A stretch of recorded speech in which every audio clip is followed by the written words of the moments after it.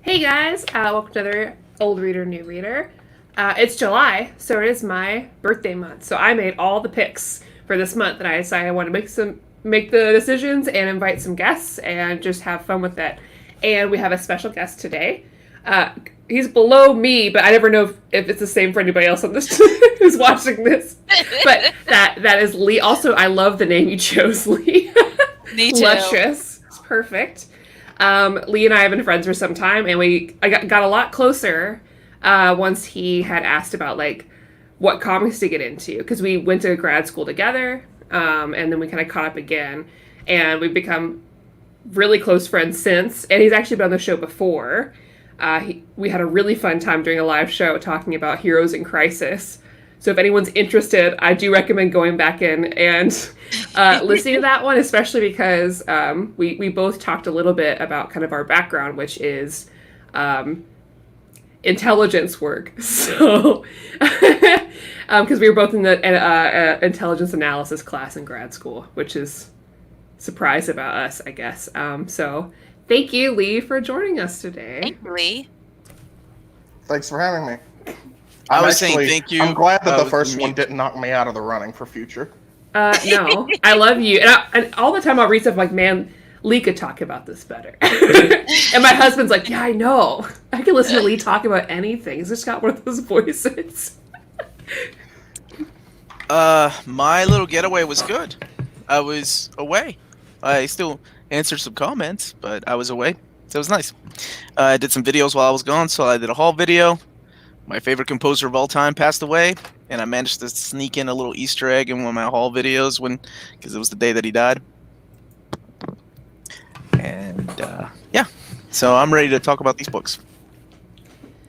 So we have two books today, and we'll just go ahead and start off with the first one. This is unusual. We usually typically only do one book, but these are shorter, so I thought it'd be good to do two. Yeah, they were quick reads. Although then after I because I reread them, I was like, oh man, actually there's a lot to talk about in these.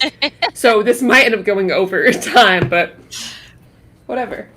So first is Superman Smashes the Klan. And this is actually my first book I've read by Gene. So he's done a lot of first, second books. Usually with a like Asian American focus. Like he's done one on like the Chinese is his most famous one, I think. Yeah, and he's done one on the Boxer Rebellion. And he's also has a newer one that's about like basketball. And I need to get that book because I heard it also feels like a basketball. You read New Superman though, didn't you? Oh yeah, never mind. I read New Superman. Yeah. I love New Superman. I always forget that he did that too. Which also is a great book because I love China and I have a lot of background with that. So getting to read about like what if these superheroes were Chinese, right? Was really cool.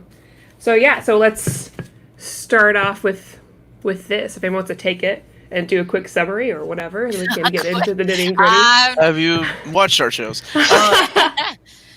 One of the things I will say is the format that this book is released in, this physical copy, is a little bit different than your trade paperbacks. It's a smaller, like, bigger. I don't know. It's DC just trying to do its own little thing, and again, it doesn't have like a. It's not like the rest of the DC Inc. books, or yeah, because you've got Harley Quinn right there.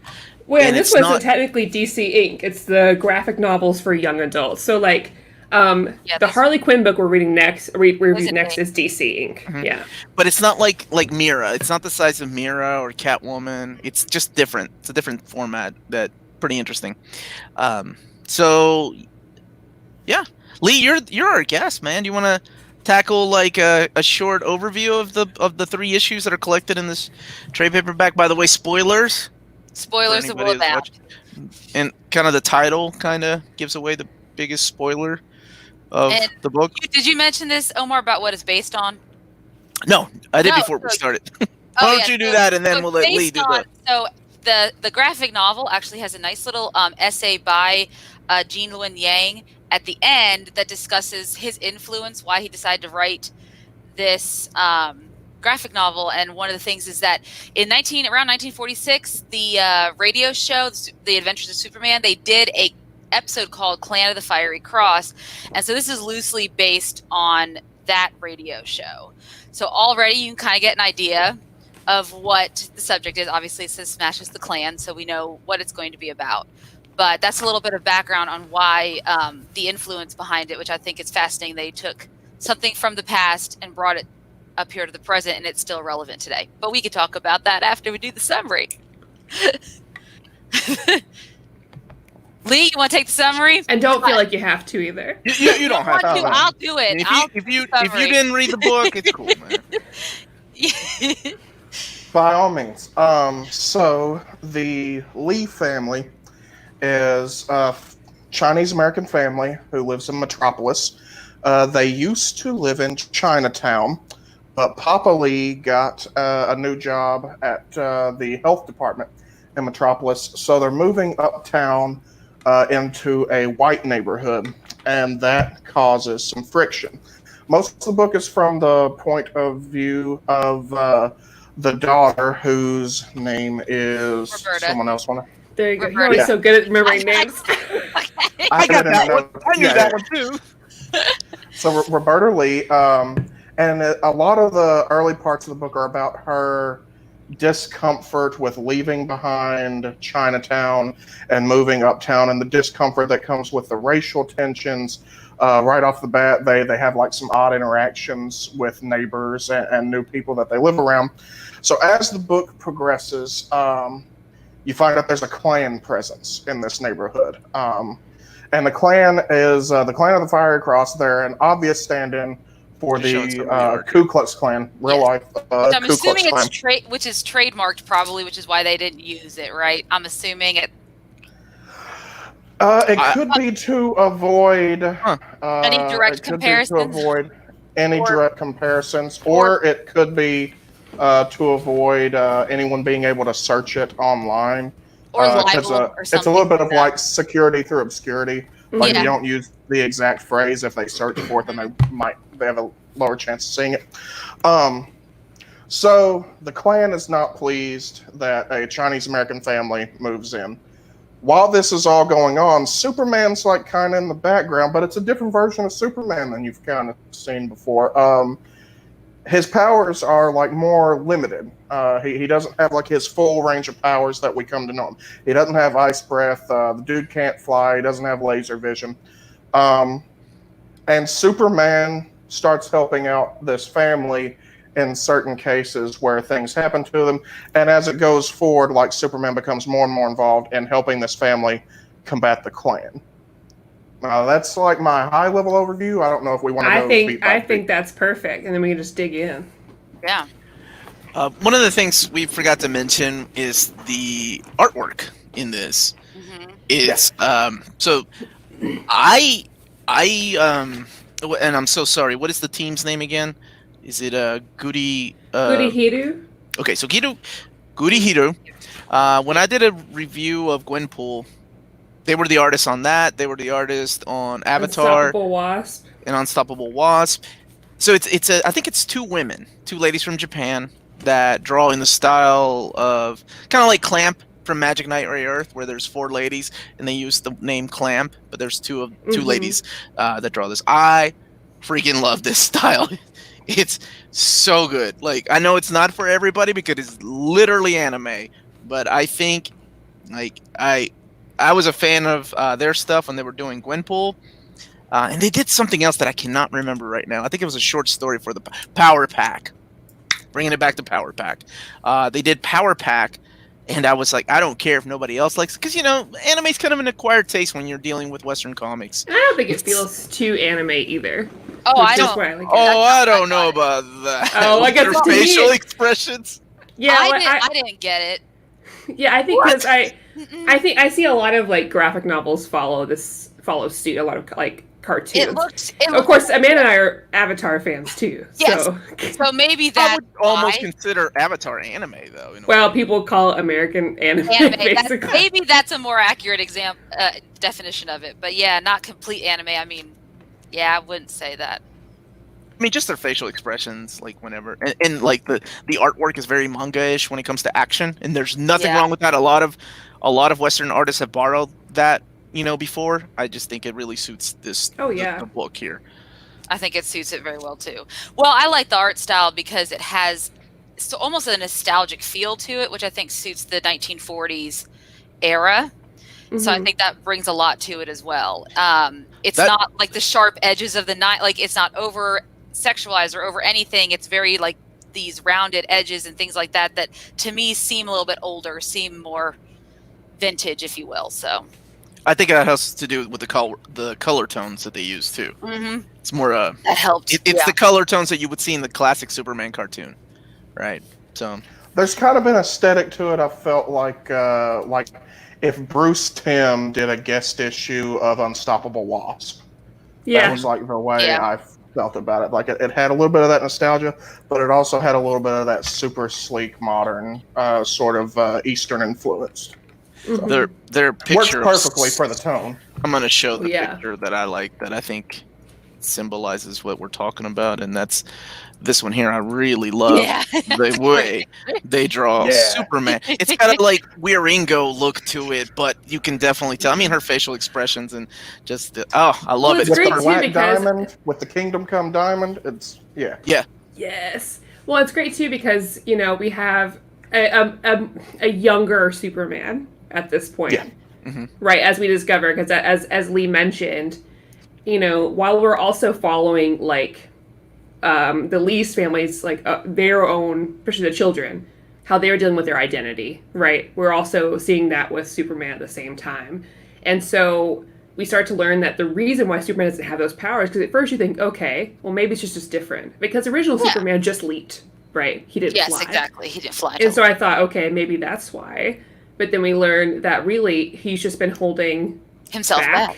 Yeah, because he doesn't want to seem too powerful and alienated, literally, from the people here, because he wants to just be like them and just be accepted. He doesn't want anybody to be scared of him. So he holds himself back, which, man, is a metaphor for just everything. Especially in this book, and mirroring the Lee family and other people that they run into as well. And there's so much to dig in here. But, like, I love seeing their two stories compared as you go through. And I thought it was so insightful of her to like, with her own journey about kind of saying, like, well, why do I have to change something about me? Why do I have to be a stereotype people to talk to me? And then also being able to see that in Superman. And I think that was, for her, the most poignant parts are when she is assessing her own brother's Tommy, because obviously they were both given American names, right, to fit in to the culture that they have to live in, and because their father probably thought that this is the best way for them to fit in. But whenever you see her, like when Tommy interacts with these new children that they encounter, he makes jokes about his own heritage or jokes about himself, and that is something that I'm pretty sure I have seen, like, from friends, my own friends of color or anything like that. So I'm not like surprised, and that is something that's very true and probably, to put in there. And seeing her viewpoint of it and how she's ashamed of him and like upset at him that he would do that and make fun of them for their culture. But then she also suffers from her own issues of anxiety, clearly. I mean, throughout the entire novel, she has this amazing arc of growth within herself, which also Superman has. So I guess they're both parallel, like you said, paralleling each other. Yeah, they're both like, they're both young immigrant families. Yep. Superman is as well. And the way that these children act is very typical of like first generation. Because you have one that's like, well, if I'm going to get ahead of the joke. Right? Yep. And so you have Thomas like, I'm going to get ahead of the joke. I'll call us wontons. I'll say Confucius say. I'm just going to go ahead and deal with it. Because he's already dealing with it in the ball field, right? Yes. People calling him like Ching Chong, which is awful. And like yellow face and things. And then she just the girl wants to distance herself completely from it. Somewhat. Because she does also enjoy speaking Cantonese at home with their mother, despite their father being like, don't do that. Don't do it. Yes, exactly. And so they deal with it so differently. Mm-hmm. And also, she'll fight a bitch before Tommy will. Yeah, Tommy will not. Yeah. And which is why she ends up being the one who, even though she has all of her anxiety issues, she gets sick a lot. And I think maybe motion sickness might play into it, but I think a lot of it has to do with anxiety, just of her various, what she's going through. But you see her, she's the one who ends up going with Jimmy, sticking up trying to figure out who. So basically, in the story, when they're attacked by the Klan for the first time, a burning cross is put on their lawn, and she's the one who pinpoints Chuck's shoes.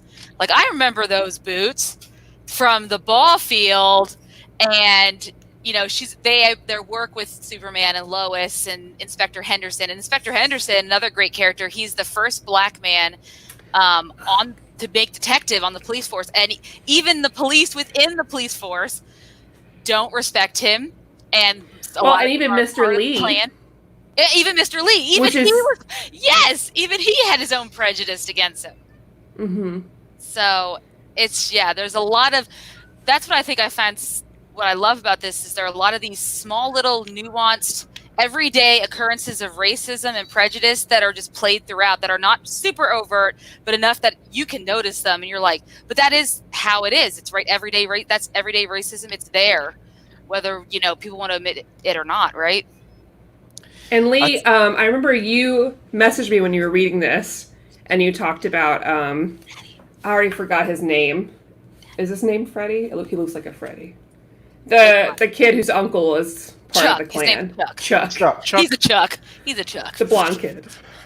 Right. So I love that the book takes its time to show different facets of racism.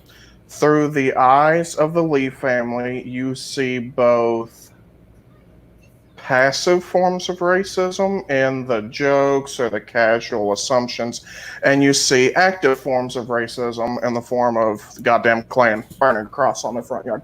Then you see another side of it, and that other side of it is sort of where like my perspective would be from, and it's through the eyes of Chuck. Chuck is a poor kid who he and his mom are on rough times. They live with their uncle.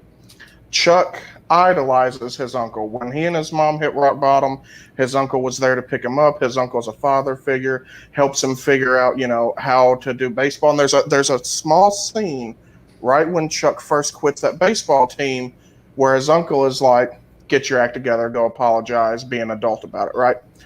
Okay. So then, as soon as he finds out that there's a racial element involved, that the kid that Chuck fought was an Asian kid, then Klan stuff starts coming up. So what I love about this is Chuck feels bad for saying racist things to Tommy. He feels bad about it. And his uncle immediately corrects that in him. His uncle immediately corrects that notion. No, what you did was correct, and I'm going to introduce you to some guys tonight, and we're going to show you the way we do things. Yeah. Now, as this progresses over time, Chuck is torn between knowing that burning a cross in someone's front yard is super messed up, but having this father figure in his life who is telling him these are the correct things to do. This is the morally correct thing to do. And at one point, Chuck tells Tommy, like, he's not a bad guy. He's my uncle. And we're talking about a dude who's like the grand dragon of the KKK. And this is exactly how this stuff works in rural white communities, even though we're in Metropolis or whatever. Like, you can kind of tell when you go to Chuck's house, they're in like a rural part of Metropolis. Yeah. And that's exactly how this stuff works. These dudes are my uncles. They're good dudes. They gave me a skateboard for my birthday. I see them at barbecues every weekend. They're stand-up guys, except they also moonlight in white sheets. Yeah, and then the whole line too about like sorry. No, it's okay. I was just gonna say I had friends like when I was growing up that were very similar. Their families, and there was a beautiful moment here where Chuck is telling Tommy, and Roberta, like, no, don't. My family is good. Like, they're not bad people. Yeah. And it's like, because he has a love for this family that he himself sees like, no, they are good people. It's just that this thing about them makes you think that they're evil. And I love that, because I think that's the way that my brother and I growing up, we didn't, we had to learn English here in America. And that was a very difficult thing because we didn't have a lot of friends like in the 3rd and the 4th grade when I came here. And then the friends that I started making, we lived in a poor community. First it was like, I was friends with like a bunch of the poor black kids, and then I was friends with the poor white kids when we moved into a small apartment complex. And it's just different. It's a different variety of things. And this that's what it reminded me of when Chuck was telling them, like, 'cause like I had friends like that they were cool with me and my brother, but their uncles or their fathers or grandfathers were not. We were kicked out of a few houses because we were Latino. I'm sorry, they didn't even know what the hell we were. Like, they just kicked us out. They were like, they're not. Yeah. And by that moment, I realized I knew English. And I'm not saying this happened all the time. I'm not saying it was everybody, but there were instances of that happening in the small town that I grew up in America. So I related a lot to this book. A little bit more to maybe Tommy trying to fit in, not letting my parents worry when I would come home like after a fight in school. Because that's another thing. I mean, I got put into a private school with a bunch of rich kids that my 3rd grade was getting into fights and getting in trouble in school. That's the way that I remember it. By the time I got into, because I didn't speak the language, so it was really difficult for me to try to get along with my fellow students. But it worked out in the end. Met Andrew in the 3rd grade. So it's a sweet story. So if I can jump in real quick from this kind of perspective of like our background approaching the book. This is going to be a personal question. Any of you guys ever seen the Klan before? In the chat too. And when I say seen the Klan, I mean, have you seen dudes in white sheets in real life? Anybody else? No. Mm-mm. Nope. Okay. I grew up in a small town in central Kentucky. And you know how, like, St. Jude's in the summer, they will stand out in the intersection with buckets, and as you drive by at the stoplight, you throw coins in the bucket? For the firemen, yeah. I've seen the Klan do that in full regalia in my life. And I have watched people stop, roll down their window, and toss whatever coin was in the center console into the Klan's bucket. That was a worthy cause to give to. Oh my gosh. So there's that sort of background that I've seen. I have known uncles and friends of family at barbecue who would brag about being in the Klan or participating in a cross burning. Here's the thing. They weren't. I didn't have any family members in the Klan. Being in the Klan was cool enough to lie about. It was cool enough that you would lie about being a part of it. I'm not going to ask where you're from, but in the town that you're from, what was the ratio? Just out of curiosity. So there's a large Hispanic immigrant farming population. Okay, who live and then that outside. was my other question too. Is I didn't want to assume your age, because the big Hispanic boom population here in Kentucky didn't start until like 1993, 94, right? Yeah. Like, I remember, because it was a big deal that we were from Peru, and sure, they matched us up with like a Cuban family that was 30 minutes away. That's how rare it was to find Latinos here in Kentucky. It wasn't until 1993, 94, 95 where, as it's known as here in the state, the big Mexican boom happened, where a bunch of so crazy. A bunch of migrant workers came here and started working in the fields. And that's, and that kind of, and it got huge after that. Like big, Shelbyville, all these little towns are now, big, diverse because of this. So that's why I was wondering how old you were when this happened. I'm sorry, I didn't mean to interrupt. So around the time this happened, I would have been between the ages of like 6 and 10. Around that age, right? So that's like part of what I want to talk about this, is that this kind of stuff is hardwired into the culture, right? Yeah. So the other part of that is the area is mostly white. Obviously, it's Kentucky, mostly white area. Yes. There's a few black people. I would say 15% of the township was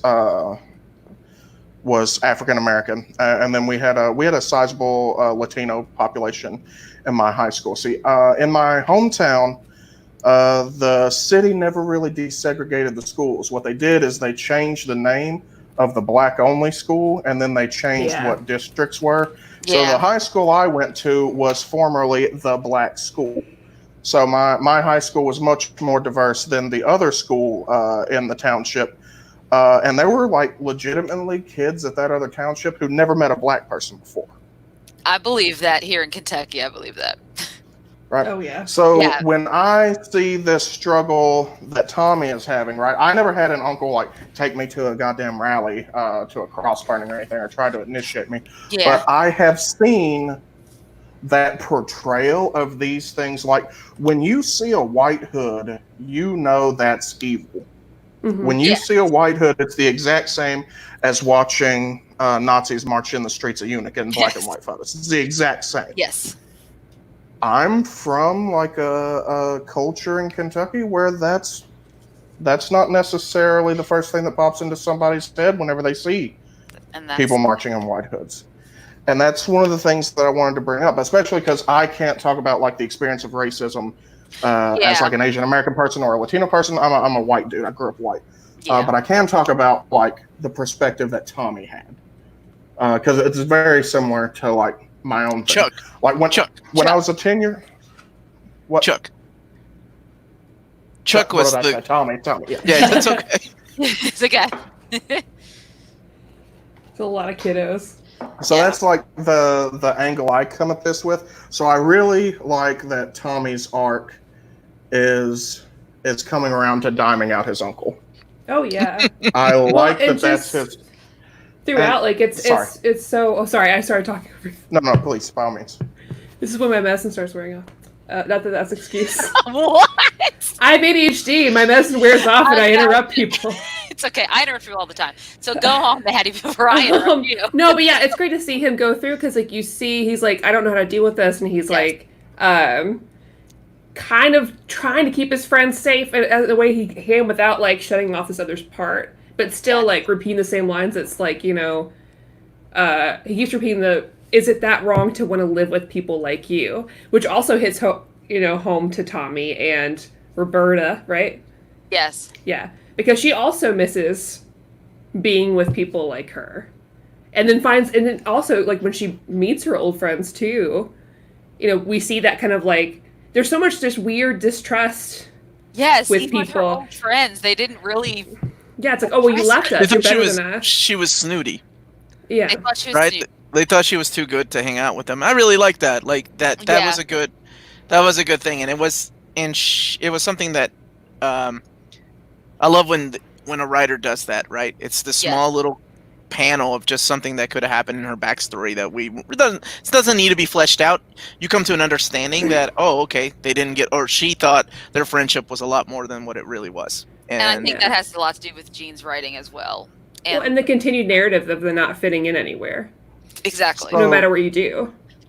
So can we transition this into a conversation about home? Sure. Yeah. Right.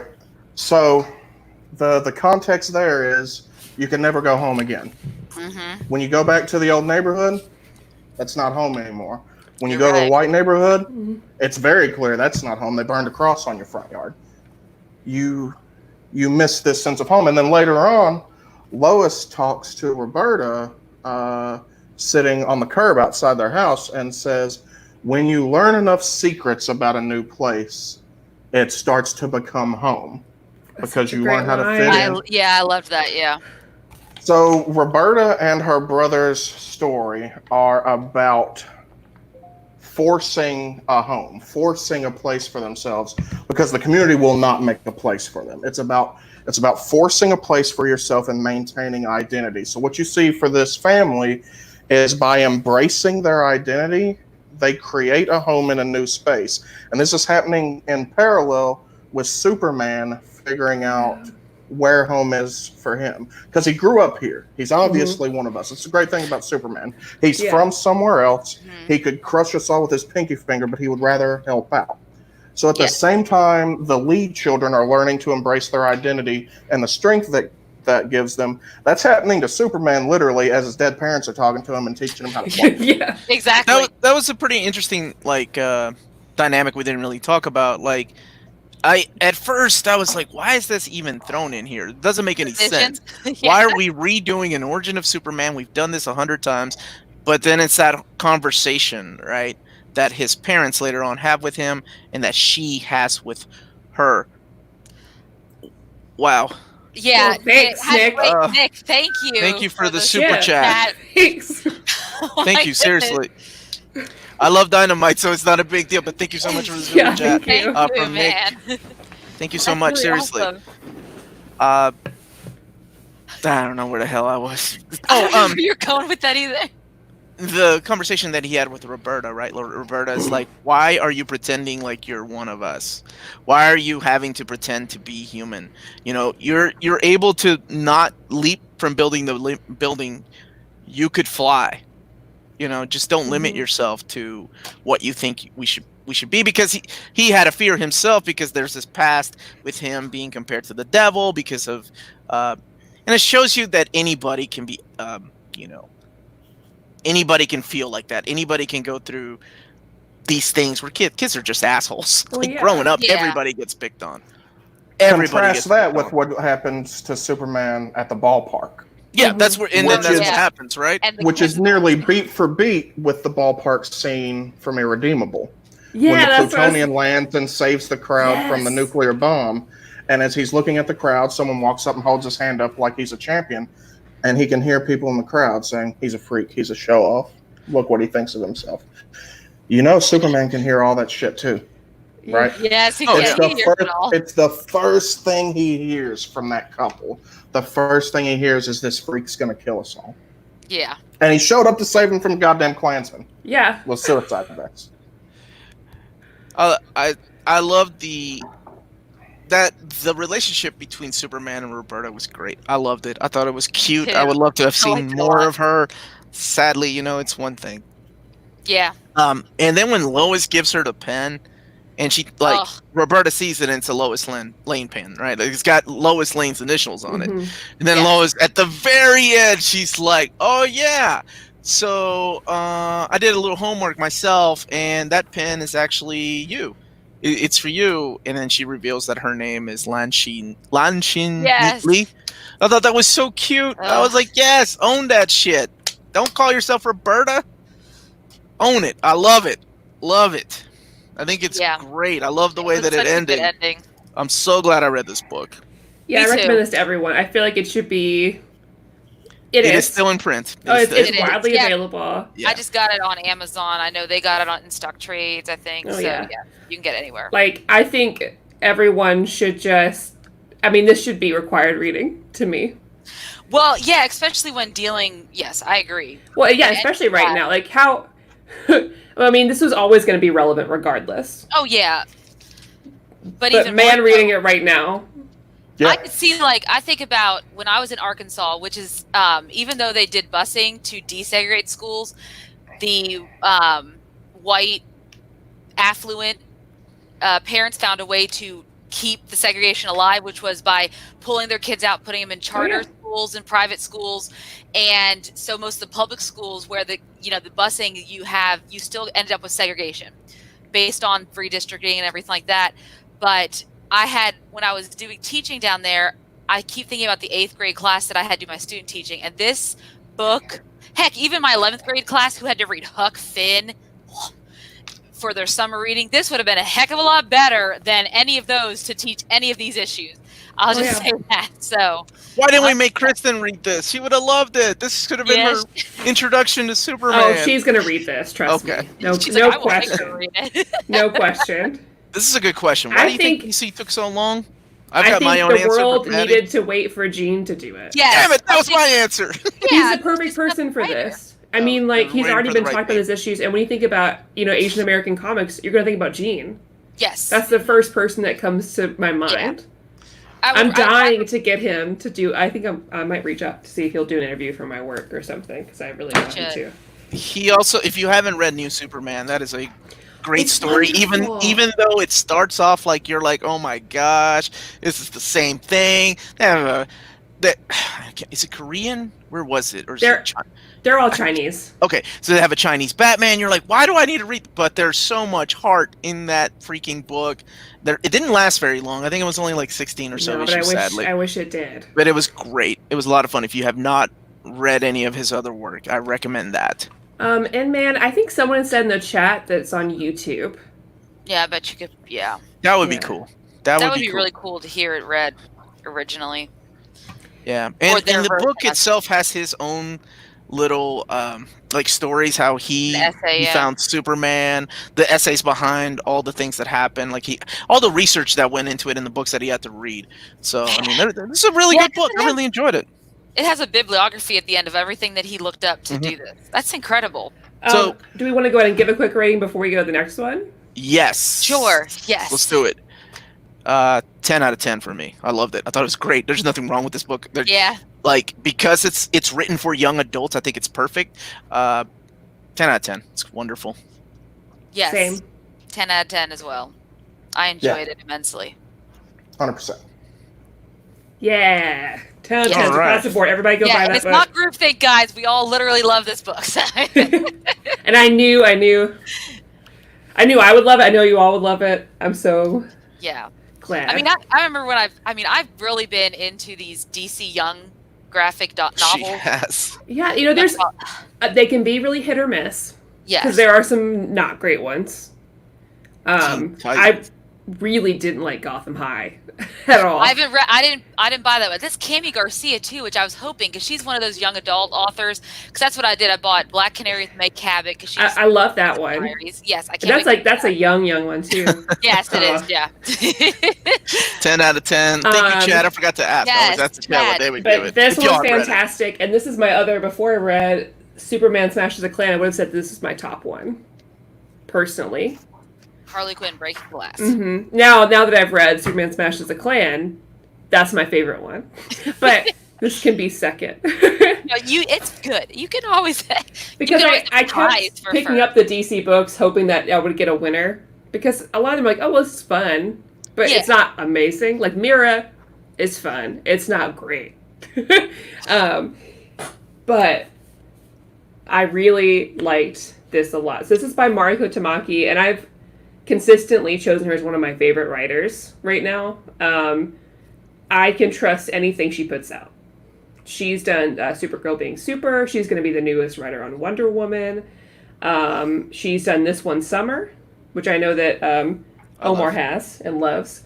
And I know some few others, but they don't come to my mind right now. But anyways, every time I read Mariko Tamaki, I love her.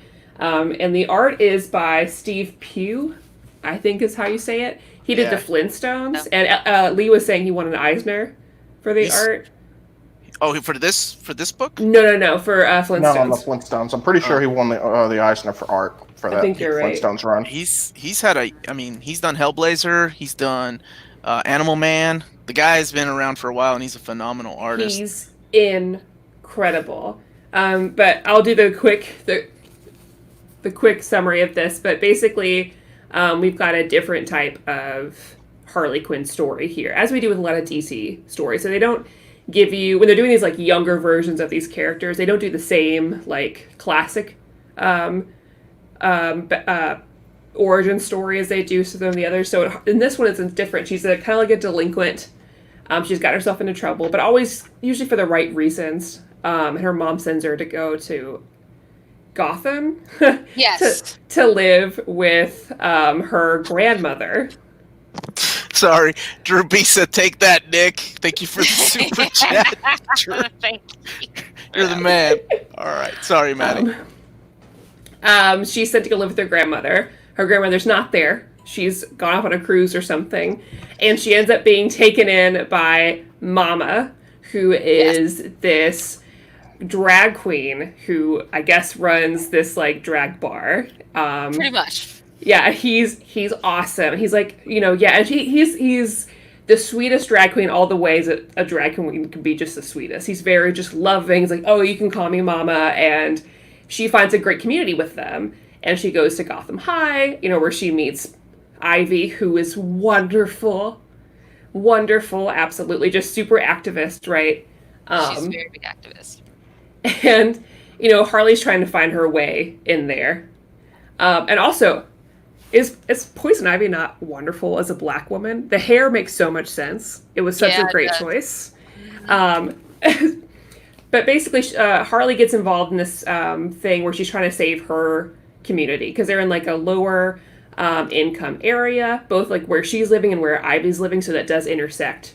And their community is threatened by like gentrification and being taken over by this cane industries. So she's doing things her Harley way and trying to cause a ruckus in order to save their little community, while also kind of running into this Joker character, who's not the Joker that we would kind of know. He wears a bag over his head that has like the painted on Joker face, but he's not. Yeah. You don't know who he is for the bulk of the right graphic novel. And things don't really go according to plan, but it's a bunch of just fun with a lot of just underlying tones of, you know, acceptance and I don't want to say social justice, but outcasts. And it talks about the outcasts, and it talks. Gentrification is the largest theme, I think, in here, and the idea of corporate America coming in, and because gentrification in New York City, any big city you guys go to, you'll see, you know, the more white affluent, you know, families and people start moving in, and they start changing these areas that otherwise belong to mostly people of color, people who might be different to, I guess, the norm, if you will. And so that's the biggest theme here that you see in Harley Quinn. And Harley is kind of thrown into it. And she has, you know, her overarching narrative is all about, her mom's always told her there's two type of people, angels and devils, and boogers, if you will, because she calls a lot of people. Like, is it John Kane is the boy who is a huge misogynist, like uppity. He is the son of the Kanes, and he goes to their school. I don't know how he goes to their school when I'm still confused by that part. It's important for the teen drama narrative. You know, you've got to have one. Exactly, because he goes to the school. He runs their film club. He doesn't do any films by any of color or women. Immediately. He's like, name me 5 women that have like made, maybe any 5 movies that are like made by a woman. Kind of guy, and Poison Ivy was like the Babadook, the Hurt Locker, you know. Yes. So you have these different, you know, characters and stuff all playing into that thing, and Harley's been thrust into this, and you know, she doesn't really quite. It seems like she doesn't really quite understand. She knows Ivy's upset, and she feels bad because Ivy's her friend, and she sees Mama's upset. But I think she has to learn through the entire book what really this gentrification means for these people who've become her family, essentially. And meanwhile, she doesn't seem to be able to get herself out of her own way when it comes to finding trouble, and that is where her connection with the Joker comes in. So you see a little bit of her past, and like Maddie said, she has these issues with authority early on, and so when her mother has to go off and make money on this cruise, she's like, you have to go live with your grandma because I have to go do this, which is why at the end of the book she ends up where she is, because her mom's not even in the States to even come back and help her. And so she's having to navigate this world essentially with no parental figures or anything like that. And instead she gets the best parental figures. She gets the best, and it puts her in a tough spot towards the end, but she has to end up being her own woman at the end of it all. After all said and done, she's learned that there is a gray area. Not every person is strictly devil or angel. There are a lot of gray things, and some people you just cannot really ever trust. And sometimes you got to do the bad thing to fix it. Exactly. This is Bruce Wayne, because Bruce Wayne tries to make things right at 18. I think he's 18.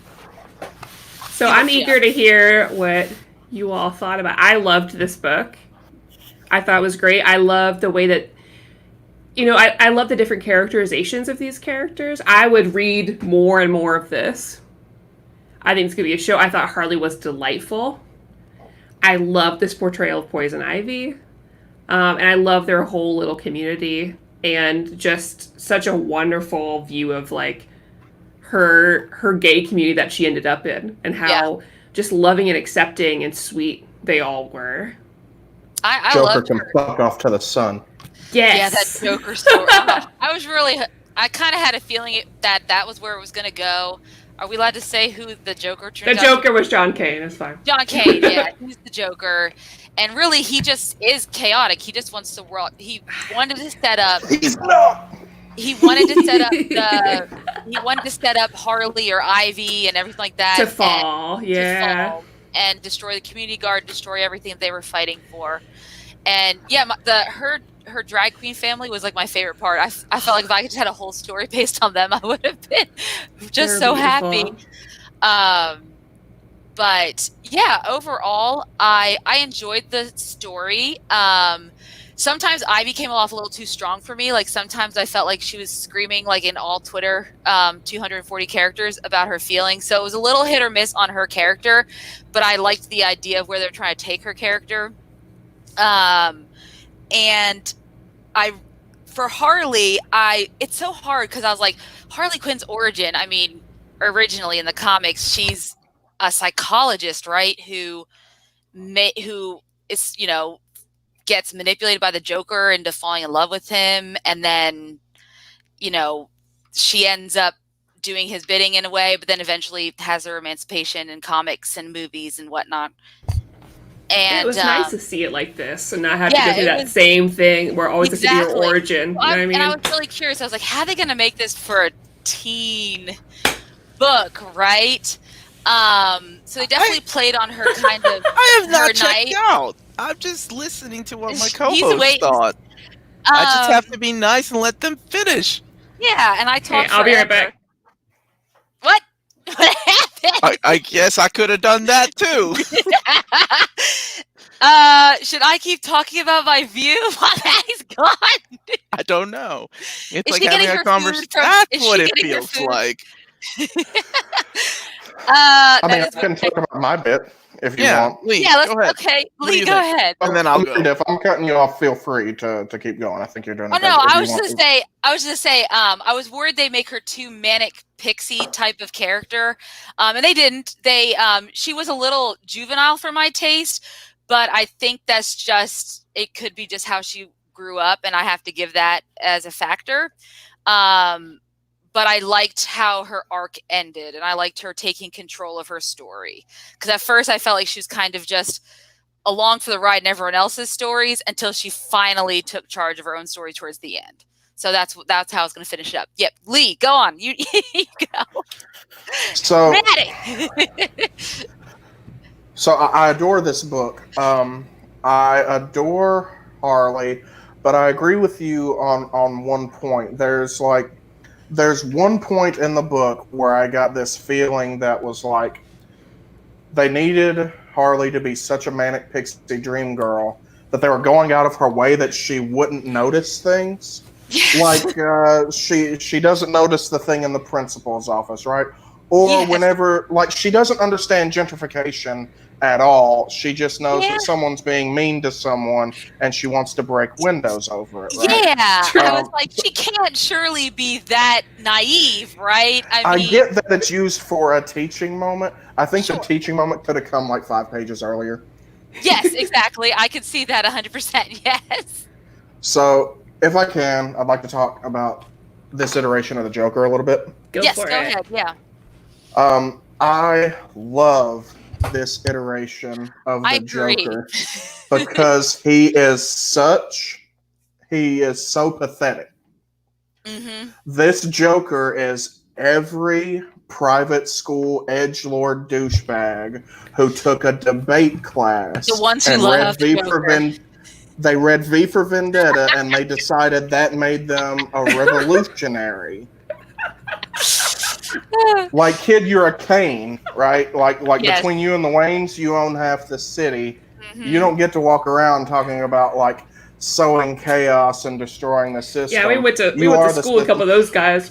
But that's such a real thing. Mm-hmm. DC is full of senators' kids who start punk bands in their garage to rail against the system on guitars that they bought with their dad's money.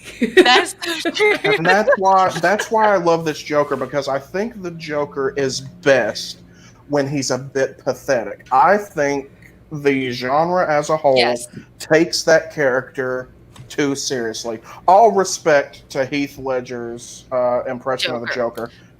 Well, not and every iteration. Please. Go ahead. Sorry. No, you keep going. Because I wanted to make the point, because that's what I kept thinking about. I think this is a better version of Joker. Like, so he's the Joker in my mind.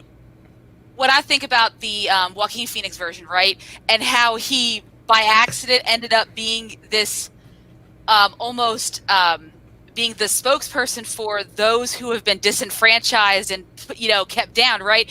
That's not really what the Joker's all about. This, to me, is what the Joker really is. It's not the Joaquin Phoenix version where he becomes the poor man, the outcast hero, right? That's not the Joker. He's all about chaos. This kid is about chaos because he can, because he has the money and he has the ability and he can. It doesn't matter. He's not fighting for either side. That's the Joker. Go ahead, Lee. I'm sorry. I just wanted to input there about the Joaquin. So I wanted to turn that into a broader thing, because I think this Joker is intentionally representing that sort of hypocrisy. So I wanted to talk about how the book explores the effects of macro themes on a micro scale, the effect of gentrification and economic oppression on a small group of people, a group of drag queens at a bar and a group of teenagers at a local poor high school. It humanizes these big giant issues, and yeah, you get Poison Ivy doing a little bit of the like I don't know, ham-fisted, like yes. laying. I felt like they were a little bit worried that the audience wouldn't get it, and they felt like they needed to lay out the stances explicitly for the audience. Yeah. Yes, but this is written, I think, for an older audience than Superman, I would believe. It looks like it's supposed to be written for a little bit more mature teen audience, so I don't think they needed to do that. Well, think Riverdale. You know what I mean? Yeah. Think like this is young adult. Yeah. They're dropping F-bombs. I'm pretty sure it's written for an older audience. I'm not a genius, but I'm just saying. Since you bring up a comparison to Superman, I'd actually like to take a second to put these two books in conversation with each other. Yeah. Do it. In Harley, the oppression is more baked in. It's more intrinsic to the way the world is set up. Whereas in Superman, the oppression and the racism and that stuff comes from without. So it reminded me of this thing from way back in the day. There's a documentary from like the 90s where director John Carpenter says there are two types of horror stories, and both can be characterized by the wise elder sitting around a campfire with a group of young people. And the first horror story is the enemy is out there in the dark, coming to get us around the circle, and we must unite against the outside enemy. The second horror story is that the monster is here around this campfire with us right now. Mm-hmm. Superman versus the Klan is that story. It's the Klan from without. Harley Quinn is that the enemy is here amongst us. And in this case, I specifically use horror because the monster here is obviously racism. These two books are low-key horror books. Yeah. Right? In both cases, these things are horrific. A giant corporation coming and taking your home from you, it is terrifying. A bunch of people in white robes burning a cross in your front yard, that might as well be Dracula on the front lawn. That's a monster, as real as anything in Universal horror pictures. So when you put the two books together like that, it creates this image that DC is starting to take these things a lot more serious, because I started thinking about other places in the DC universe where I've heard similar messages. One of them was in the Watchmen TV show, where a character says, Dr. Manhattan was great, but he could have done more. Yeah. Superman versus the Klan is Dr. Manhattan doing more. Yeah, in that context. There's another bit in one of the Injustice books. Martian Manhunter is fighting Wonder Woman, and he says, 2 aliens, and you chose to follow the one who looked like you. Damn. I gotta catch one Injustice. She's like, wait, what? So those are like isolated moments before. Now, a lot of Watchmen deals explicitly with racism. The new Watchmen TV show, 100%. Mm-hmm. Oh yeah, It's explicitly about racism, and I absolutely adore that DC is starting to do that more solidly, because I remember back reading these old comics my dad used to have from the 70s, where like the Guardians are calling Hal Jordan a racist to his face. Or other characters walk up to Hal Jordan and say, "You're helping all these aliens, but you never help the black man here." Mm-hmm. So, like, DC has this sort of background that they often move around, right? There's a thing going back a while back about one of Kirby's Captain America issues before he joined DC, when he was still at Marvel, and the what Kirby wrote was like shockingly explicitly anti-racist, and then it was edited down to still have sort of a vaguer unity message. But I like that we're moving from that vaguer "let's all be together" message to a specific, these are the issues, there's the monster right there, this is how the monster presents itself on multiple fronts, and this is how a hero reacts to it. I like that DC is building that. yeah. They're taking Man. more real, I everyday, love real. you, world Nate. issues. All right. I think I need to chime in because Yeah. I loved Superman. I thought it was great. I think it's a great way to show that these things are real and they exist. I did not like this at all. And I hate to say that because Well- Mariko Tamaki is my go. Hold on a second. Mariko Tamaki, on Saturday, I literally said, I support everything she's done. She has been wonderful ever since 3 years ago. Like, my wife gave me this one summer. And then I read her She-Hulk, Supergirl, and for some reason, and her X-23. And going into this book, I was expecting something not like that, but I was expecting something that was going to show a message without throwing it in your face. And I think she did it a lot in this, and I didn't like the execution. As a matter of fact, I didn't even like the story. The people are protesting, standing up against these corporations. There's no lesson learned. Like, at the very end, Bruce Wayne just Gives buys them them money. out. What was the point? Like, what was the point of her going smashing things? And like, it made literally no sense to have this story arc. Hold on, Lee. I know you got a rebuttal. Because I feel like there was nothing learned at the end, except for her kind of taking Just for off. her. Yeah, right? just for her.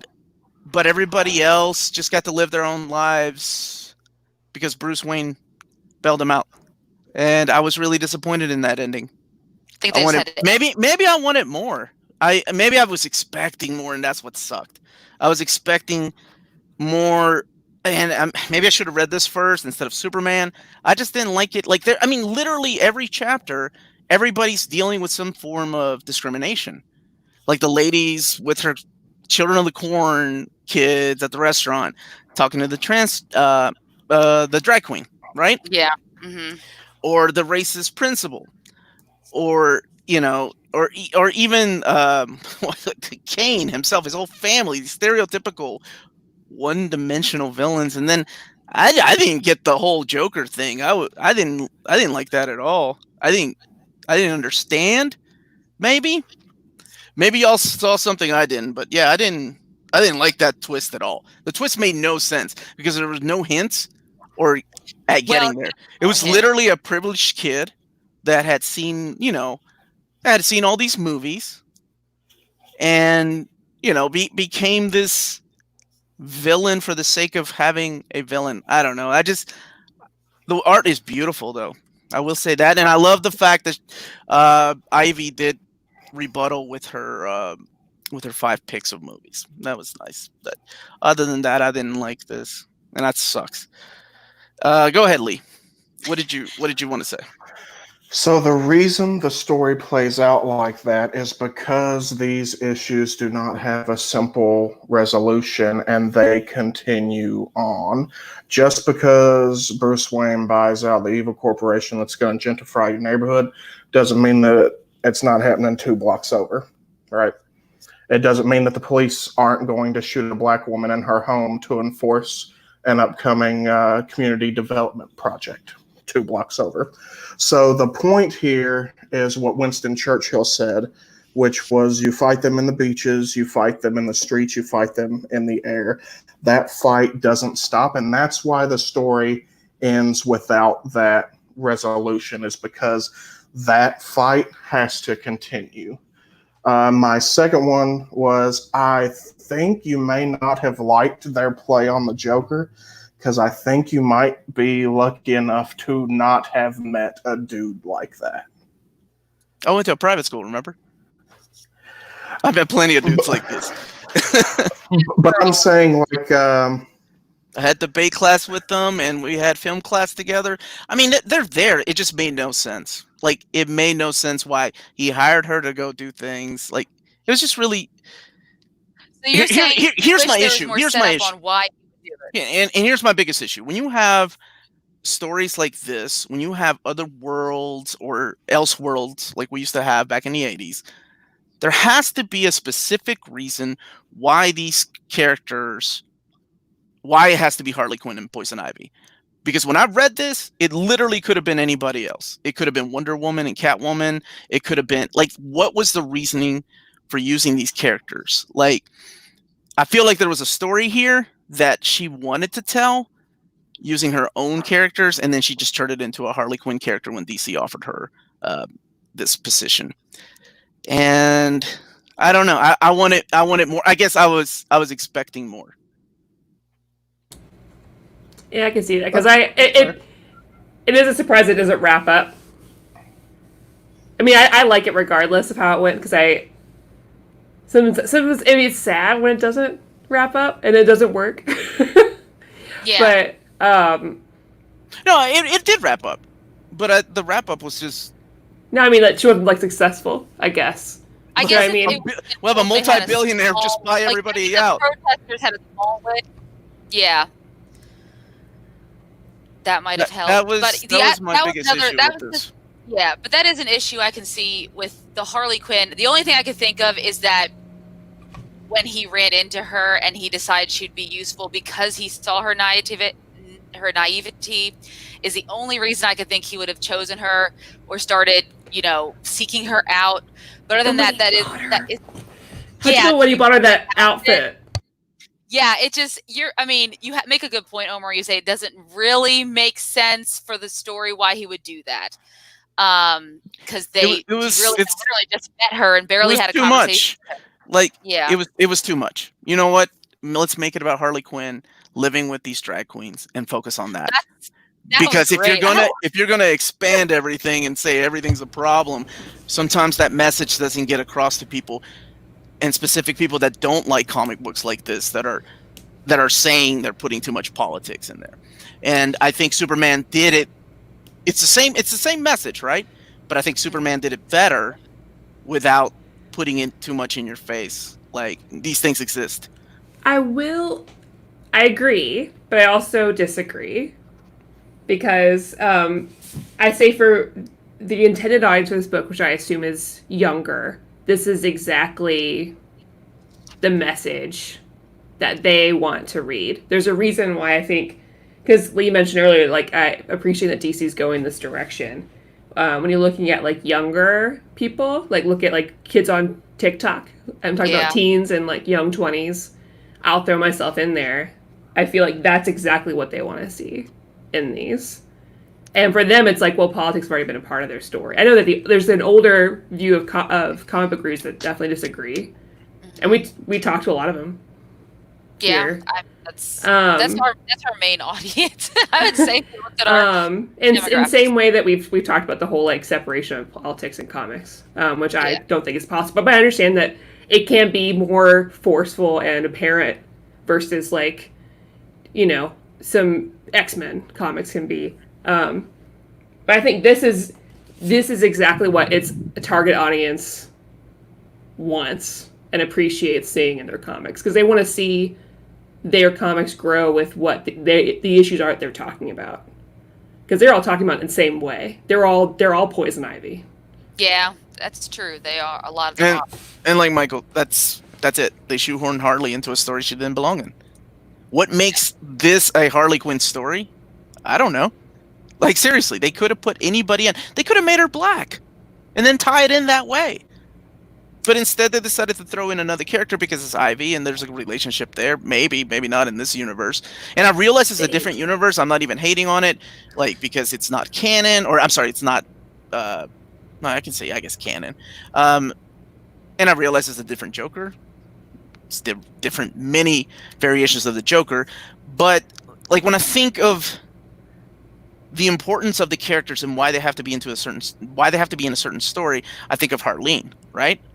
Harleen was done in a different way. Like, it's Mad Love, but it's done in a different way. But it's still, you know why they have to use Harley Quinn. You know why they have to use Joker. Bruce Wayne is just not thrown in there for any reason. But I get it. Now that you put it that way, that this is probably for a younger audience, so it has to be in your face. Maybe I just I like giving the audience more credit that they're smarter than, right? As a writer, you have to think your audience is smart enough to figure things out. Oh no, I get that.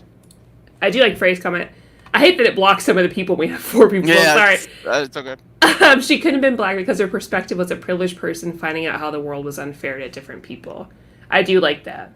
Was she privileged? I thought she was just crazy. Well, she has a privilege. She's poor, sure. So she's definitely poor. She lacks privilege in that way. She has a criminal record. Roberto is blowing my mind. Target audience: millennials and zillennials. Is zillennials a thing? Is that a real thing? Is that what it's called? Zoomers. Zoomers are, I don't know. Zoomers. I don't know. Quite making up. I've heard Gen Z. I'm not making it. Gen Z. I've heard generation. Oh yeah, Gen Z. Yeah. Gen Z. No, I've heard Zoomers is the new word for them. So yes, Zoomers are Gen Z. People cooler than us, I think, as well. We are millennials. Yes, because they hate on us now. I've read quite a few. Is that the way it works? Oh my God. Every generation hates on the previous one. And they say some accurate stuff about millennials. They said, what did they say about millennials?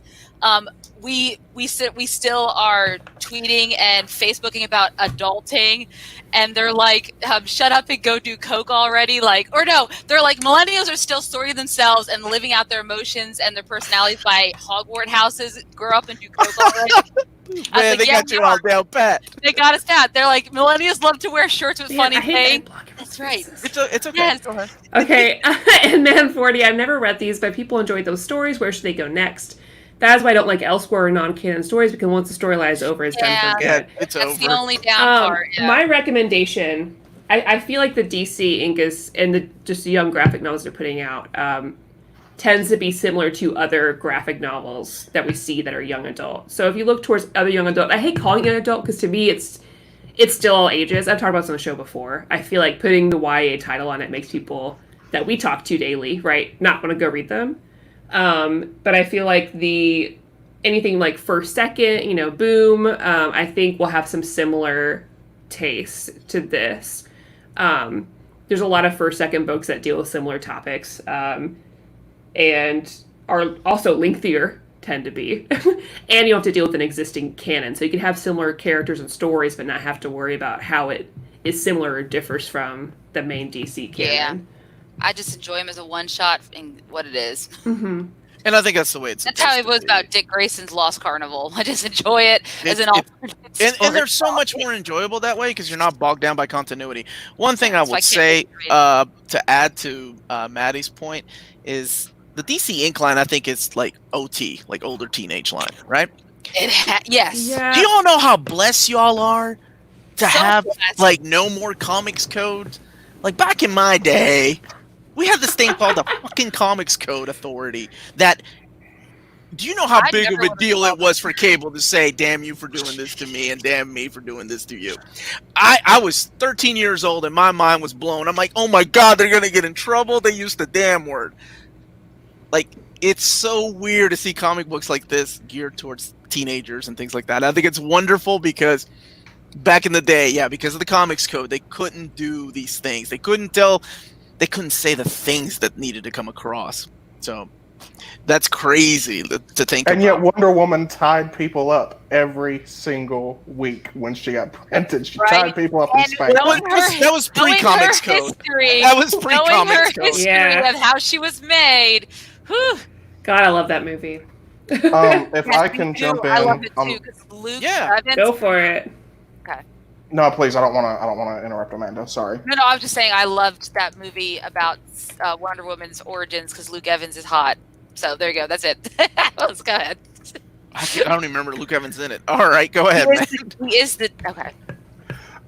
So that question was like, where else should you go? So the first place you should go is N.K. Jemison's Green Lantern Far Sector. It's one of the best things it's one of the best Green Lantern stories I've seen in a long time. It's one of the best things DC is running right now. If you don't know, N.K. Jemisin is one of the strongest sci-fi writers of our century, and she's got a new black woman Green Lantern who's like way the hell out in deep space doing the Green Lantern thing. It's phenomenal, and I think they just did a crossover where they made the new character canon. So that's number one. That's the first one. That's the first place you should go. Where was that? What was it released as? A graphic novel or single I'm issue? pretty sure they're releasing it in floppies right now. Yeah, so it hasn't It's not been on DC Universe yet. Yeah, the first volume So it hasn't takes come place out yet. takes place after Grant Morrison's run on Green Lantern. Yeah, then? definitely, for sure. Okay. I think it may take place in tandem because it's so far away. It's not connected to any of the mainstream stuff yet. Mm-hmm. Because originally she didn't know if they were gonna connect her into the larger universe or not. So that's place number one. The second place you should go is Injustice. I'm gonna ask Omar to cover his ears for just a moment. Injustice is the best DC run, period. It's the best any of these heroes have ever been. And if you like the heavy messages delivered with a little bit of air and a little bit of lightheartedness, Injustice does that in spades. And you'll see that in like the first 3 issues when Batman shows Flash like the ramifications of his actions and freaks the Flash out and makes him understand things. So if you like that type of stuff, like where DC still does jokey, kind of fun superhero stuff while hitting those hard issues, it's a very similar vibe to Superman Smashes the Klan. But Injustice, hands down, it beats Kingdom Come, it beats Infinite Crisis. It's the best DC. It's the best iteration of all the DC superheroes. I love Omar's face right now. I still need to read through I'm it. being courteous and have my mic on mute. Yeah, he does. You don't have to mute your mic. You're part of the show. I like to start I fires. can't yell at my nature. better than Kingdom Come. Lee's tough. I can take I it. love Injustice. Don't get me wrong; those first 3 years are awesome. By the time he gets to year 4, though, and I love Tom Taylor. Tom Taylor wrote one of the best runs of Wolverine. I think it took a little bit of a dip, and he's not even on the book anymore. And that's the problem with Injustice, right? See the beauty of Kingdom Come? 4 issues, baby, and you clock out. Injustice, ongoing series because of the success, and then you have another writer come in, total clusterfuck, and can mess up your previous game. See, that's the issues. Whereas things Omar like can't love something in spite of its flaws, or perhaps because of them. I have so many flaws, He and I loves love myself. Catwoman. He loves Catwoman to I fight do his not many flaws. love I'm talking about the Catwoman. movie. I'm not. Oh, he I does. did not. But Injustice really shocked me. It was one of my favorite books that came out that I finally got to read last year because I got the omnibus. I think it's a great book. It's a great suggestion. And back in the 80s and 90s, we had this imprint called Elseworld, which they don't really do anymore. Now it's, I think, DC Black Label, maybe sometimes not. Well, now it's just become such a blanket term. It's like, oh, this is Elseworld. Like it's just that's not it's where they put Vertigo. You can't Yeah. put Vertigo with DC Elseworlds. That shit happened, damn it. Oh, that pissed me off. What would you all give this book because we haven't rated it yet? Are we done? Already Is there done. anything else you all wanted to add about this particular book? No, the art's really good, and I love Talk it. about the art. Yeah, the art was wonderful. Oh yeah, the art. It's some of the best art and coloring I've ever seen. Coloring. Yeah, I was like, let's not forget the coloring. The coloring was great too. It all worked well together. Steve's always on point. I give it an 8 out of 10. That's what I was going to give it, an 8 out of 10. We tend to see eye on that. Okay. Lee, you're a guest, man. You go ahead. 8.5 out of 10. 8.5. All right, Omar. I 4. I didn't like it. All right, chat, chime in. All right, anybody that's read it, let me know. Let us know in the chat what you all think. Omar cannot love a flawed thing. I love Chris Claremont. That motherfucker's flawed as hell. This has been a very lively chat. It's been great, everybody. This chat has been going crazy. Canadian Invincible Comics, can you give it a 0.5 out of 10 if you haven't read it? Or 0.5 he can. 7 from Jack. I don't think Jack's read it either. Liars. 9.75. And also, as always, Freddie, I love all your commentary always. Yes. Y'all didn't like his Black Widow suggestion, though. But I still love Freddie. Michael gave it Payback for Dark Phoenix. No! I like Mariko. I was expecting to like this book a lot. I do need you to read Supergirl being super next, because there is a re-release of the trade, and you've got And I have that trade. it. You should just go ahead and read it, because I'd be the only new reader. I give it 10 out of 10. No spoilers. I give it 6 out of 10 because the art is wonderful. You're right. Dat Boy Steve. 8.5 from my boy Nocturne, and Dat Boy Steve came late, so 6 out of 10. Just, Shonda okay. Go no more. I don't read it. Are you clicking on? Are we fighting over this again? Yes, we're fighting. No, not You're not even in the same damn room as me, and you're still fighting. 5 out of 10 from Lionheart. Shonda's look was asking. Maddie, smile. 10 out. Get that shit out of here. We're talking about goddamn books, man. So, Lee, this is a part of the show where we just kind of dick around for a little bit until we decide it's over. Yeah, that's a good verb. Sholin Poofa Pete just ordered Supergirl being super. I feel like it's next month might be a good time to try that book out. Got Joelle Jones. Why didn't they make that a deluxe hardcover? Oh, Joelle Jones. Also, someone in the chat had mentioned that they just ordered Something Is Killing the Children, and I impulse ordered it Sunday, and it just came in today, so I'm really excited. It's astounding. I'm waiting for that. I've got that on my next order. And I love The Woods. Why have we talked about The Woods on this show? Why don't we talk about this? The Woods is 10 out of the 10. single best comic book ever made. Superman smashes the Klan, 9 out of 10. Harley Quinn, 4 out of 10 from Kenny. Kenny's a big Superman fan. Yeah. He is. He always wants to bring up Supergirl in the chat, and I don't show enough love to him. You read Peter David's Supergirl? It's the greatest Supergirl ever. DC doesn't give a shit about it. Is that the one where she allows the little kids to massacre all the people? Wait, what? That was... I think that was towards the end of the run during, what the hell is it called? Welcome Back something.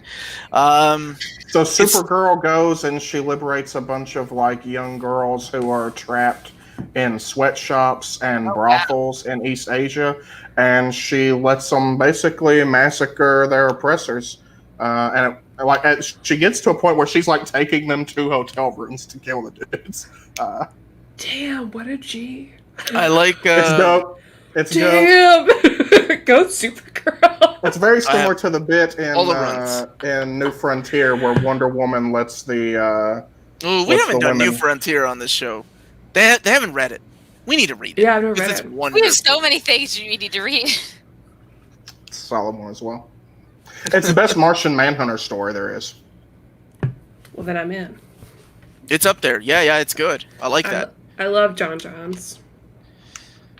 And man, I am dying to read Far Sector. I know you mentioned it, and I've been waiting for the trade to drop because I just want to read it so bad. It looks so good. Her Green Lantern mask is pointy, dope sunglasses. It's incredible. I've seen the designs. Jamal Campbell is behind the art. Yeah.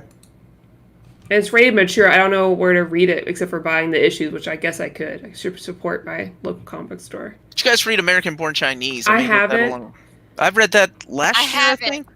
But I have it ordered because I want to read it. It's on my shelf. It's good. Because it's been something that's been recommended to me for a while, and I don't know why I haven't read it. Because young adult is my thing, man.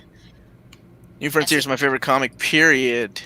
I agree, New Frontier is near perfect.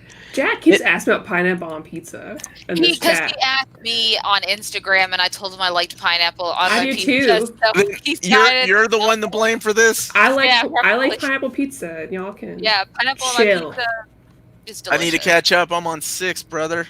Last one I read was on 6. I need to get on that. And Freddie says that Dragon Hoops is phenomenal and it complements Smashes the Clan well. Ooh, nice. I am gonna pick that up on my next order. I've got just a tiny bit of IST gift certificate left, so Yeah, you better. I just had to get a new water heater installed, guys. So I'll have to wait until next paycheck probably to do another book. I don't even want to talk about money. Like, come on, goddamn. Okay, there it is. Eminem. Haven't heard that in a while. Wonder Maddie. I'm about to pull the trigger on this Kaguya-sama toys. My wallet is on life support. What is that? Do you know? I don't know about Kaguya-sama. Is that anime? I'm asking. But I support figure buying. I didn't. Anime for I like thought 20 years about it, ago. Joe, and I don't know if I'm gonna make the jump yet. Oh, sorry. She's a female creator, and she commented on my video. She was so super sweet. I liked her. Vampirella was bad. Okay. I'm sorry. But I do want to buy that Swamp Thing anyways, though, because I'm getting serious FOMO about it. It's really good. There's aspects of it that are amazing, and she was a crime novelist, so it works for that. I'm probably gonna get it. I heard it was on sale on Amazon, but I'm trying not to buy anything today, so maybe we'll see about tomorrow. It's an anime about the president and vice president of a high school who love each other, but resisted. That sounds amazing. You got it. Well, I just put down a down. That sounds amazing. I pre-ordered and put down a down payment for the Prime 1 Aloy figure from Horizon Zero Dawn, and do not look at the price of that because it is steep. I'm going to be paying that off. Oh, you know now I'm going to be looking and judging you. It's 33 inches tall, and she's expensive. 33 inches tall. Yeah, she's like $1,000. Oh, that's not that bad. The gut statues are like that, and yeah, but I always said I would never spend that much on a figure. But I also said I would never spend as much as I did on that sideshow Wonder Woman, and look where I am. Look, so 15 years ago, I said I'm just going to get X-Men trade. I'm only going to focus on X-Men trades. That was the goal. Do it. Grow your hair out. When the comic book comes out, I'll do a review, and I'll even put on the whole cosplay and everything for it, because it's coming out next month. Is the Meltzer JLA run any good? Despite of how I felt about Identity Crisis, his JLA run was actually pretty cool. Like, he brought back some classic characters, Red Tornado, and there's this really good crossover with Jeff Johns' JSA, and it's all collected in that oversized hardcover. I dug it. Kaguya-sama is that the one with like the girl at the ending that does the dance, right? Now I remember. There's a lot of anime that ends like that, right? He'll know what I'm saying. Okay. Amanda, you ain't said shit, and Jack's still saying you're funny. Well, I did. I responded in the chat. Sean. Oh, okay. I am not rich. There was a payment plan for that girl. And it's gonna take some time. What is this y'all stuff? You see any $1,000 statues here? I've got a $25 Optimus Prime box. I'm baking on my husband's Pokemon cards. I've got like 3 bins of them. That is some fucked of them, up. Whatever. Some of them are He's super in rare. the military. You gonna sell his cards? Yes. Wait a minute. I gave him some of those country cards. song shit. That's some country song shit. That is some country song shit. I like it. Killing them all. I told him that's a retirement fund right there.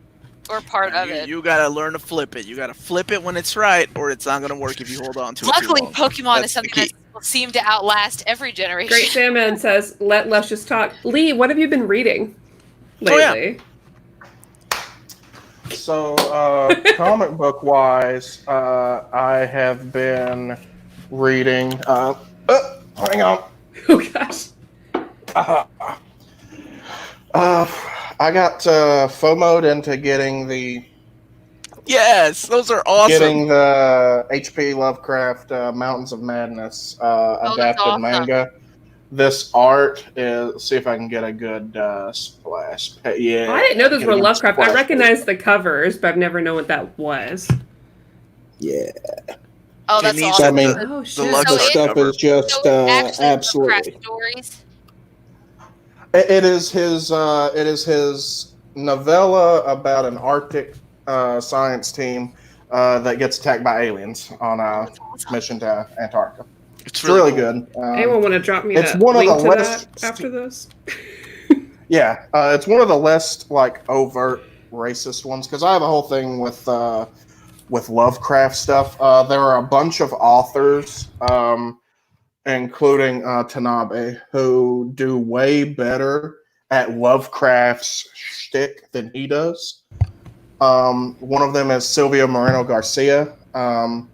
She takes the Lovecraft theme and mixes it with the oppression of colonialism in 1800s Mexico, and she talks about the horrors of colonialism when mixed with the horrors of otherworldly cosmic monsters that are seeking to melt your brain.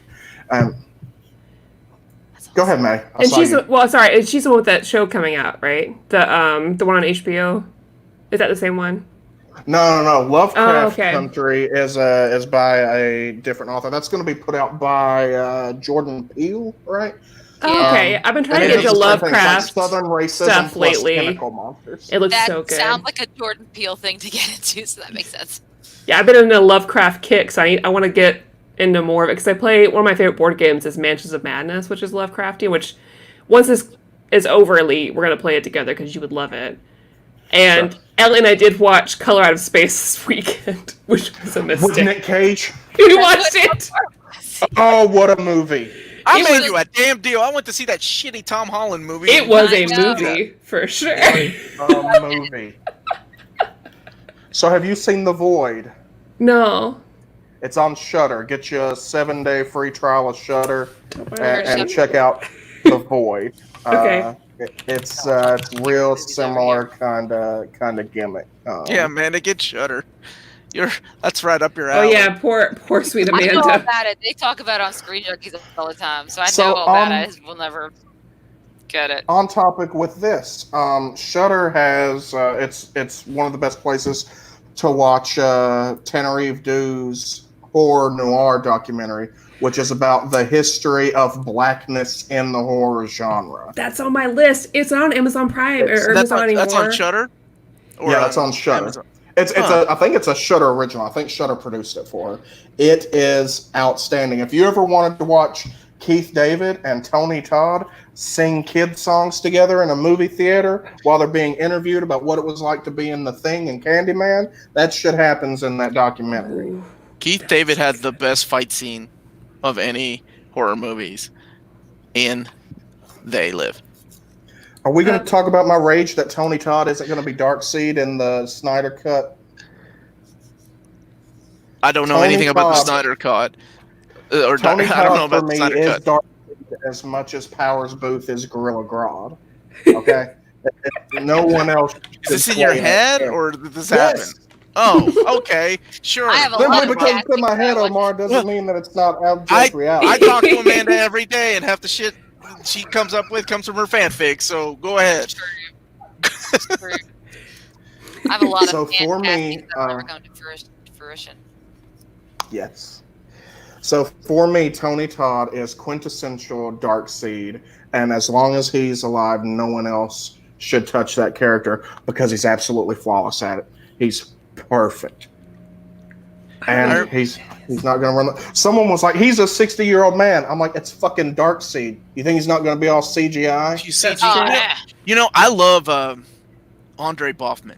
Like he's one of my favorite actors, but I hated his voice as Darkseid on no Darkseid. I call him Darkseid. You got me saying Darkseid. God damn it.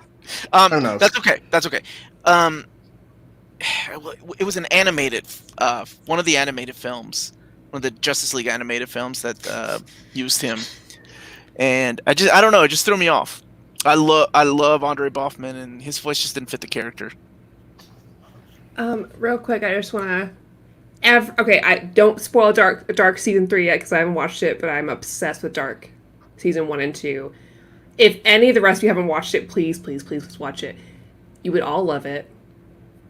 Please watch it. It's on Netflix. Okay. Please, it's so good. I just went through Unsolved Mysteries, and I realized it's not the same. Yeah, I've been worried. I've been too worried to watch it. I enjoyed it. It's the problem with Unsolved Mysteries is that we've done solve half the shit that they did back in the 80s and 90s. Now everybody's just missing people. That's about it. And not even in the creepiest ways. Like, there's some really good creepy disappearances out on the internet on YouTube that you could watch. But I remember we were watching a couple of my brothers, and I'm like, there better be a goddamn troll that told this woman to kill her husband or something in the middle of this, because there's so far it's just a unsolved crime, not a mystery. I think that is because when I read articles about it, and I told you about, they're trying to modernize it to make it more like a modern crime. Yeah, but then I'm just watching, true crimes. And they didn't.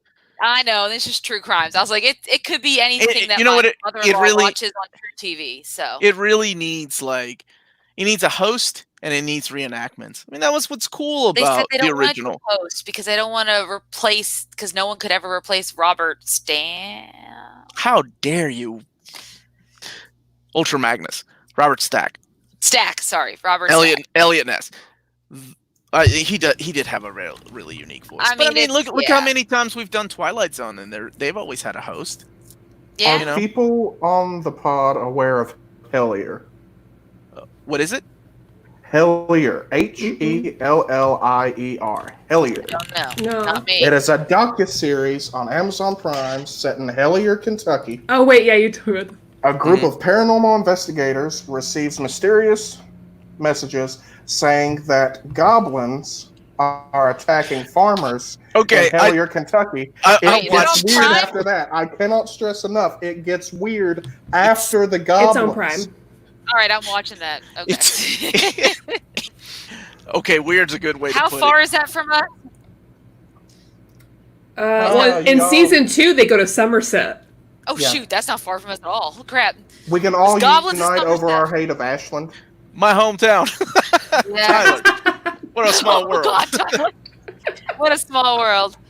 Ugh, Ashland.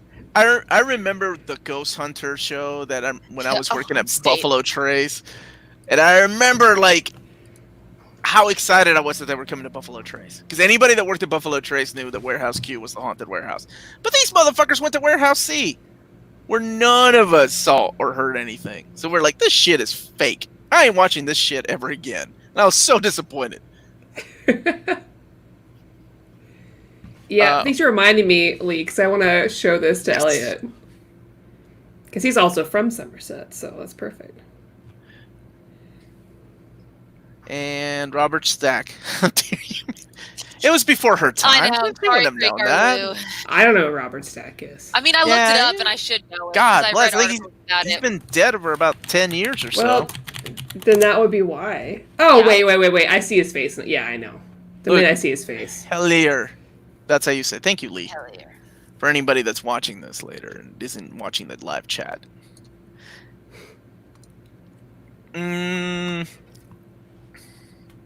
So, Omar, read my Q&A.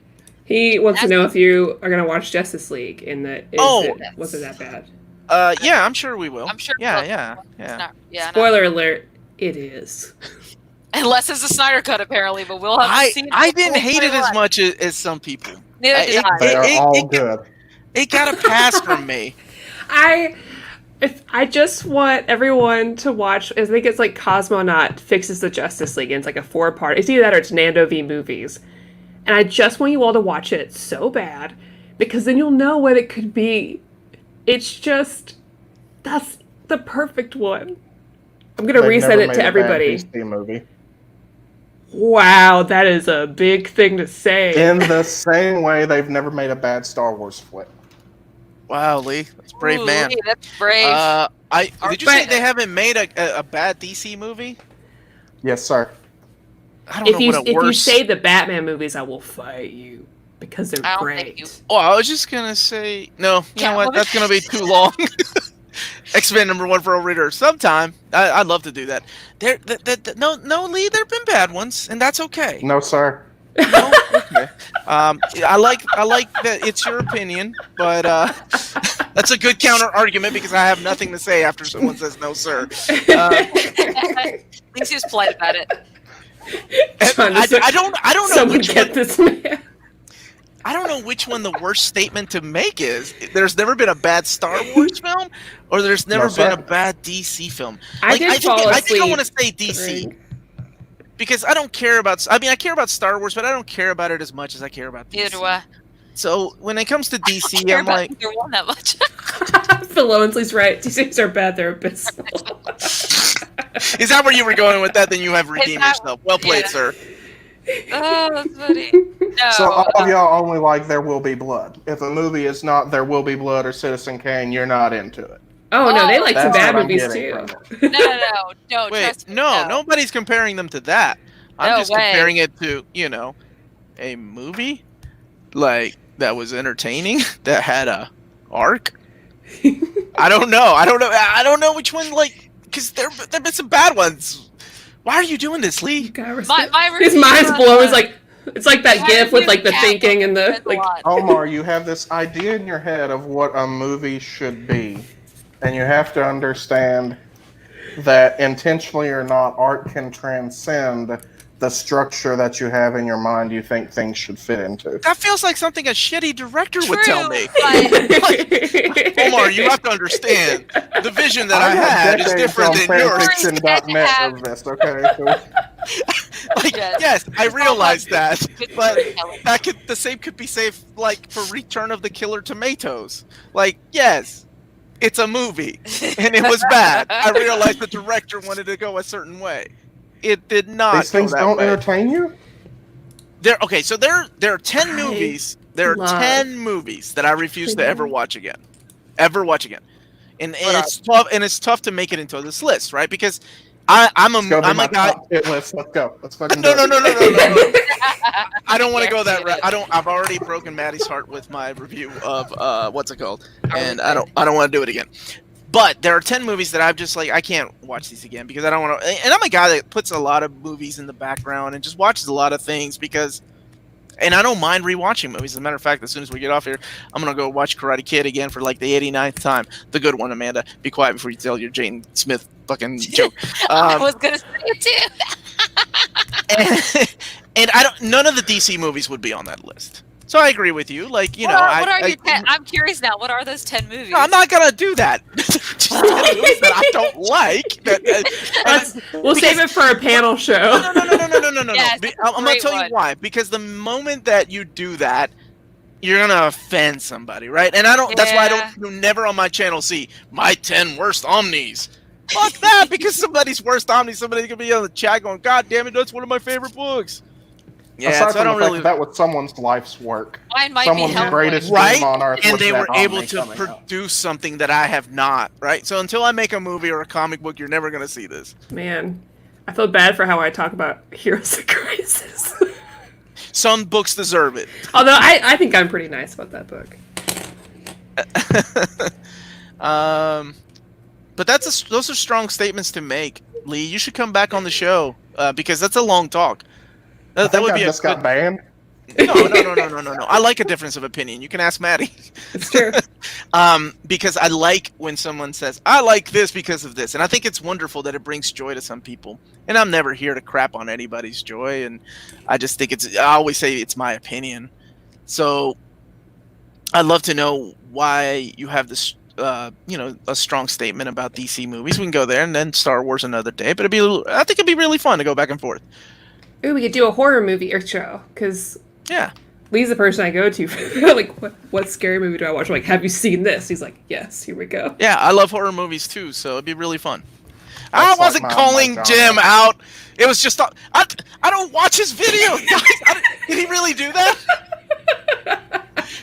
Of course he did. And You've that's heard it why- here. Yeah. You've heard it here, guys. Omar doesn't Yeah. watch Jen Mint's videos. I don't watch anybody's videos. I don't I make videos every day. I don't have I'm fucking just giving time. you shit. You're so I have cute. to read Harley Quinn and Superman. Anyway, My name is Lee, and I like to start fires among the hosts when I do not have a dog in the fight, and I'm not. you started this shit with your strong statement about DC movies. Okay. So before we run over, this has been really fun though. Yeah, no, it's been a good time. We normally don't run this, but this has been That's why my daughter great. keeps saying that. He really did, you guys. Jim did that video just this week. Of Oh course. my gosh. Freddie, you're watching Jim? Thought I knew you. I'm sure he's just I'm gonna keeping demote tabs. your. I just made you a goddamn moderator. I'm Probably demoting you. just keeping tabs. Freddie's all good. He's just keeping tabs. He's gonna go sell my What a damn secrets over solid. here. All right, go ahead. Lee, thank you so much Yes, for thank you, joining Lee. us. It was wonderful to have you on for another video. And now that you've met the crew, you'll have to come on for another one. Definitely. Yeah, man. For We're sure. always looking for ideas of things to talk about and shoot the shit, especially now that we're all quarantined. And this is the only way we see people. Except for me, because I have to go to work. But everyone That's else true. gets to be quarantined. Sorry. Lucky. It's okay. Fingers crossed that I can continue. We'll see. And thank you to everybody in the chat. You guys were awesome, and you've been so in it today, and I Yeah. appreciate it. It's been fun. Yeah, man. Thank you all. And we will be back next week with Ironheart by Eve Ewing. Yay! And thanks to Lee for actually the suggestion, because I was trying to think of what Marvel book to put on, and that's what I decided to go with. And we, comment down below if you're catching us later. If you're going to read these books later and want to come back and tell us how you liked it, feel free. Or if you're watching this later and catching it, we'd appreciate if you liked the video. That would be great. That would be great. Hit subscribe, hit that notification button. We have a Patreon for which you can vote for this month's book of the month. I like hearing your cat. Sorry. Yeah, we usually hear your dog. Just so you all know, our Patreon, what you can vote on for this month is Monstrous, Infidel, or Abbott. Those are the three picks. Monstrous, Infidel, or Abbott. Yeah. Okay. I almost put on Upgrade Soul, but I'm still, even though I want everyone to read it, I know if we review it, then people will know what it's about.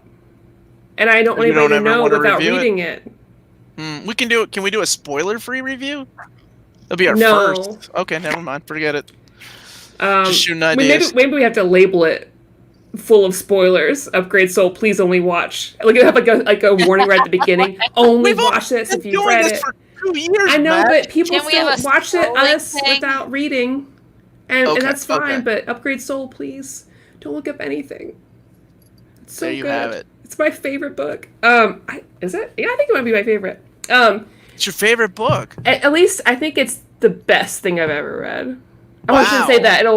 It'll maybe it'll You hype it up should for you. hype this shit up.